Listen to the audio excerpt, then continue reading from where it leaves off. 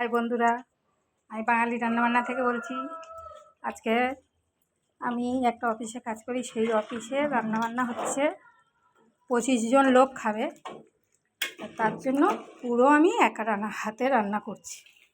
এদিকে সব কাটাকুটি করেছি, মানে শিলে মশলা করেছি, মিক্সচারেও মশলা করেছি। এখন চিকেন হচ্ছে, চিকেনটা করেছি। পুরোটা তো দেখাতে পারিনি, একটুখানি দেখালাম। এদিকে ডাল হয়েছে, পোস্ত দিয়ে আলু ভাজা।